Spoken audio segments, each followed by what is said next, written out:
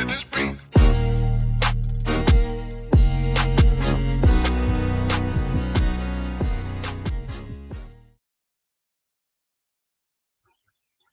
Welcome to another episode. Welcome to another episode. Gamecocks Talk with Captain Will. I am your man, Captain Will. Make sure you like, make sure you share, make sure you subscribe to Gamecocks Talk with Captain Will so I can continue to bring you that gospel Gamecocks every single day. Every single day. We made it to Friday. We got a football game tomorrow against Akron.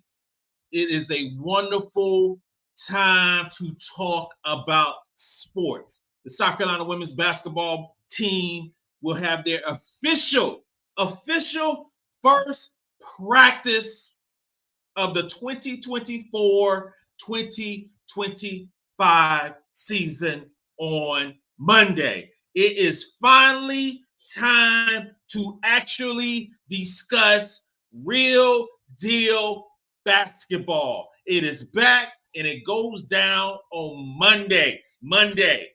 Before we get started, I have to say I got to thank everyone for tuning in. I appreciate the love. I appreciate all the new members. I appreciate everyone who are finding Gamecocks Talk with Captain Will, because you're now rocking with the best. And since you're rocking with the best, come rock with your man, Captain Will. Follow me on Twitter. Follow me on Twitter at Gamecocks Talk. Follow me on Instagram at Gamecocks Talk with Captain Will, and wherever you get your podcast. We got to go today, y'all. I said we got a good one today, y'all. We talking about three things that can derail the South Carolina women's basketball team, the three-time national champions, that will prevent them from being back-to-back champions. Three things that might stop the Gamecocks. Number one, frustration of not receiving playing time. The downside of having so many talented players on this team, everybody ain't going to play. Everybody's not going to get 25, 30, 35 minutes on this basketball team. It don't happen with South Carolina. It never happens with South Carolina. That happens with most other teams. Their star players, quote unquote star players, get the bulk of their minutes. They don't go down to South Carolina. If we have revisionist history from last season, since we won the championship, Camila Cardoza, who was a top 3 pick in the WNBA draft, averaged 25 minutes per basketball game. 25 minutes per basketball game. You have multiple players who were drafted last year who averaged 33, 35 minutes per game. Gamecocks don't rock like that. So if you are a star player on South Carolina, you may not get more than 22 minutes in a game. I always lament the fact that I get upset when we're talking about preseason awards, preseason all conference, and I'm going to get upset soon again. With practice starting on Monday, I will be upset again because I know there's going to be some things that's going to come out with ESPN and all this mess going to piss me off. I already know that. So for the new ones who watch me right now, Cap will get lit when I'm talking about preseason type events. That is a fact.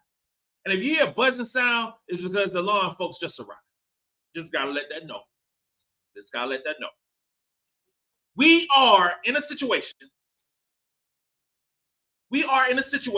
where these young ladies have to wait their opportunity to get on the floor.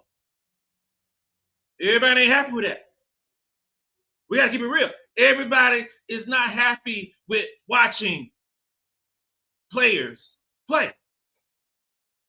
You got a whole lot of alphas on this basketball team who are taking a step back in order for the ultimate goal of getting a championship. That's the reality. That's the reality of it. You have people in their ear telling them that you can be a star at this team. You can be a star at that team. You can do all these things if you are not at South Carolina. You can transfer to a mid-level team and increase your stock for the WNBA because you're showing more minutes. You got things more on tape because you're only playing, you're only playing about 18 minutes in South Carolina. You ain't gonna make the WNBA. Just all these falsehoods that actually go down. People telling them, it could be coaches, it could be family, it could be friends, it could be people who hang on trying to get a bite of the apple. These are young, impressionable girls. So when you have young, impressionable girls, young, impressionable boys, just young people in general, especially in this social media era, because again, everybody on this basketball team are a 4 or 5 star recruit. Everyone on this basketball team could have went to any other team in the country.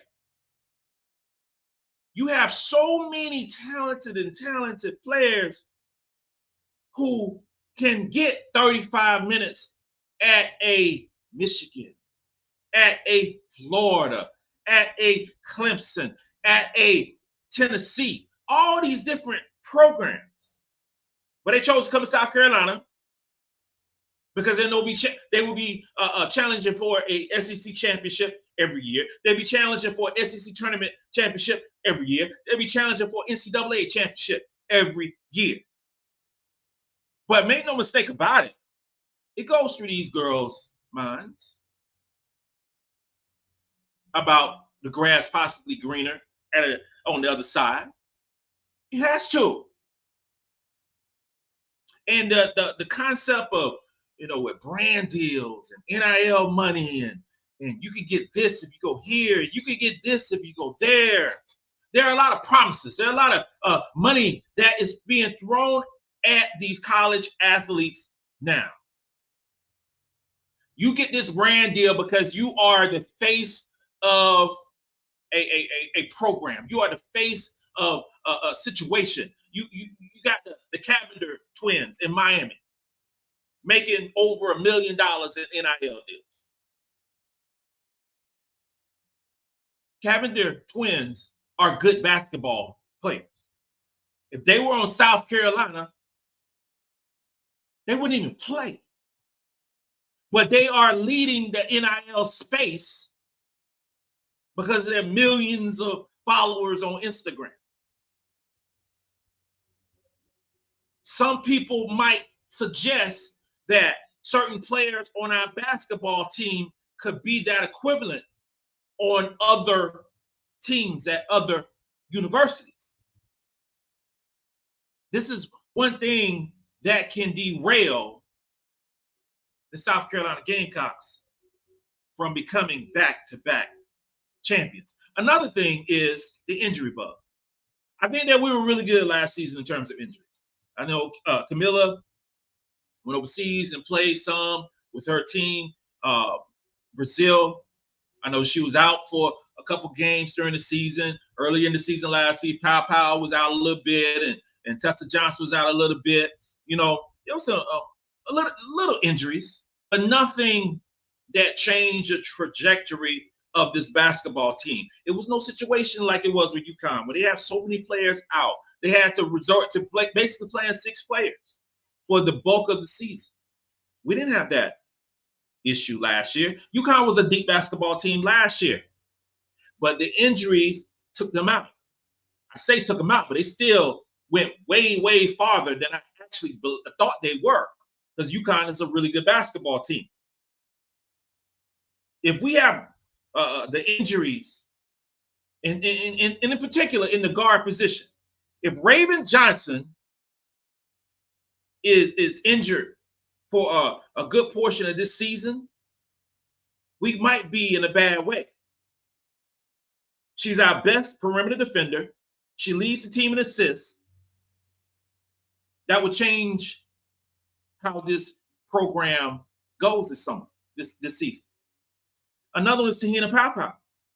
Te-Hina Paopao is our best three-point shooter. Not only she's our best three-point shooter, she's the best three-point shooter in the SEC. Not only is she the best three-point shooter in the SEC, she's the best three-point shooter in the country.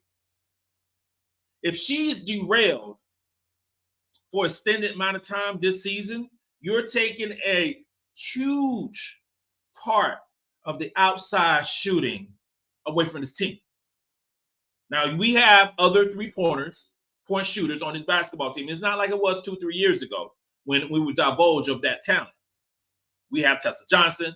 We have Breezy. We have a Raven Johnson who has increased her three-point percentage. We have MiLaysia Fulwiley who has increased her three-point percentage. We got Maddy who can knock it down. But make no mistake about it, Te-Hina Paopao changed the trajectory of this team last year and was a threat anytime she had the basketball behind the three-point line. She averaged 5 3-point attempts per game. I hope that goes up to 7 this year. It's important that she stay healthy. And finally, MiLaysia Fulwiley. MiLaysia Fulwiley is the biggest offensive threat on this basketball team. Make no mistake about it. MiLaysia Fulwiley was second in the team in scoring last season. She will lead the team in scoring this season. She is a bucket getter, and she's one of the best one-on-one basketball players in the country, if not the best. I'm looking for her to take a huge step up from her freshman to sophomore year. And she can guard on the defensive end. Real talk, we talk so much about South Carolina being, post-centric. This championship for the 2024-2025 season is going to be led by our guards. It's going to be led by fifth-year senior Te-Hina Paopao. It's going to be led by Raven Johnson, the red shirt junior. Bree Hall, if you want to call her a guard or a wing, who's coming up on her senior season. MiLaysia Fulwiley going to her sophomore year. Tessa Johnson going to her sophomore year. Maddy, who's not talked about whatsoever in any metric in regards to impact players for the 2024-2025 season, it was the second best. Let me say that again. Maddy McDaniel was the second best point guard in the class of 2024, right behind Jelani Cambridge. And she's not being discussed whatsoever. If Maddy McDaniel arrived at any other school in the country, she'd be talked about so much. But that's fine. That just tells you the depth of a team like South Carolina. She is so special. And I cannot wait for Gamecock fans to actually see the greatness of Maddy McDaniel. The third reason that could derail this season, the back-to-back championship possibilities for the South Carolina women's basketball team is wanting more for themselves rather for the team. Wanting more for themselves rather than the team. My wife and I, we watched this show on television. It's called Unsung. It's on the TV One network. On the TV One network, it's an hour-long music documentary that covers stories of well-known R&B artists and hip-hop artists from back in the day. Okay, wonderful show, very enjoyable. But these artists also have their careers derailed because of a major crisis that might happen in the group, a major crisis that might happen with the artist. And 99% of the time, it's something that is self-inflicted. It's something like if you have a group, you got certain members of the group think I can go out and make more money. I can be that lead singer. I can do this, and I can not share the money between 5 people or 6 people. I can just go out and be that dog, right? Or you have a certain artist like, okay, I got this amazing producer who's actually writing the songs for me. But no, I want to get that writing credit. I can write my own songs. I can produce my own song, produce my own records, so I can get all that money. Or I can go independent and do my own thing. So what ends up happening, those groups break up after they have a few hits on the Billboard charts. Those artists go away because they want to do their own thing. And then the generations later forget about it. They forget about the imprint that was made on the music scene. South Carolina can't have that. We can't have a situation where the players forget about the team concept and focus more on themselves. Like I said earlier, players are young and impressionable. If I want to get the brand deal, maybe I need to take more shots.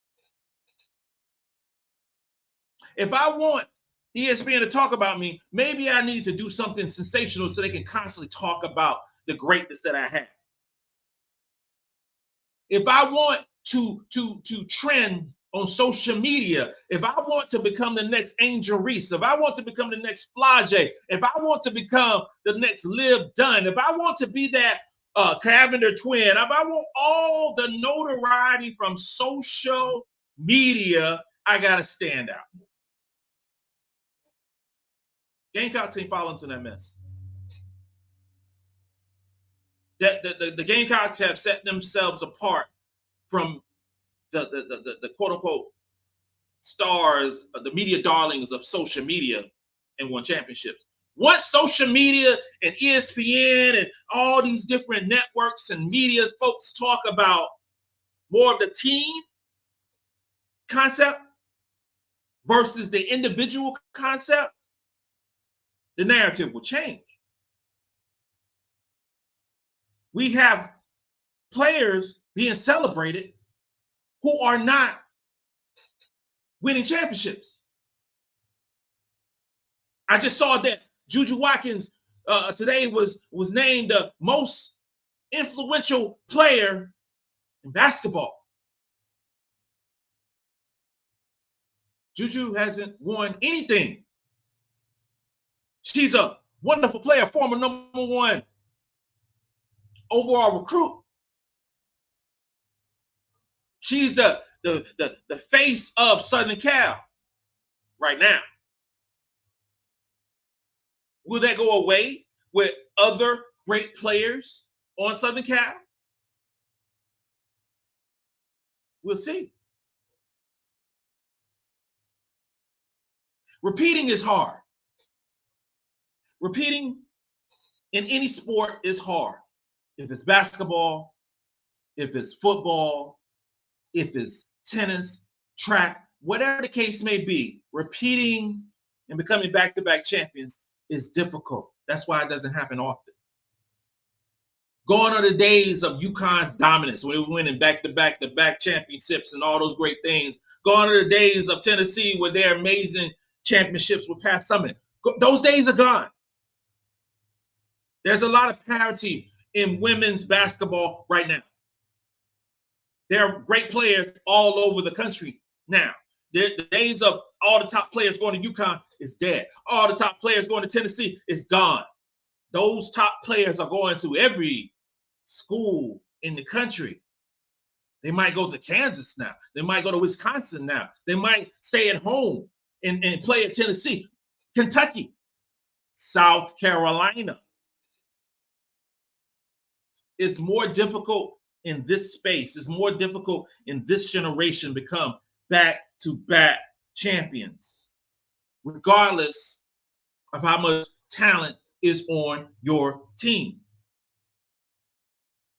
It will be tough for the South Carolina Gamecocks this season to overcome those difficulties, both personally and professionally.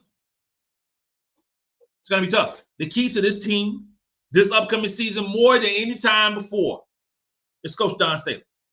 She is the guiding light for this program. She is the adult in the room. She is the mom figure for these young ladies. So they've been pulled from so many different directions, and you have so many people that are hoping for the downfall of South Carolina. So many people. The dislike for this team, the dislike for Dawn Staley is everywhere. So we got to navigate. She has to navigate this team in the right direction to make sure that they are focused and making the main thing the main thing. That is a cliche that's being said all the time now. Make the main thing the main thing. What does that actually mean? Make the main thing the main thing. The main thing for this basketball team is to win games and win a championship, to keep on the same path that's been going on for years and years, keeping everyone humble, keeping everyone focused, and that will lead to another championship. That will lead these young ladies to the WNBA draft. That will lead these young ladies to future greatness, where it'll become old hat for South Carolina being in the conversation as some of the best teams in women's basketball that ever has been. But it starts with this season. If South Carolina become the back-to-back champions this season and become the four-time national championships, you have to speak differently about the Gamecocks. You have to speak differently about Dawn Staley. You have to speak differently about Raven Johnson and Bree Hall and Sania Feagin if they win 3 championships. You got to talk a little differently. You got to speak with some bass in your voice. You got to walk around with your head up high, your chest out, because South Carolina will be on that level that many programs aren't. It starts Monday with the first official practice, and it's about to go down for Gamecocks Talk with Captain Will.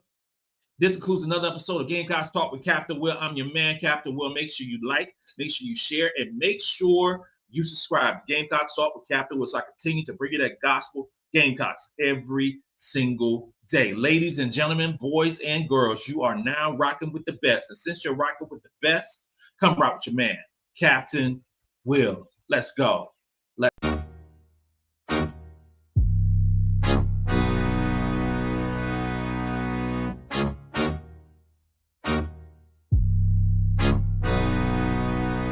Oh, J-Rock did this beat.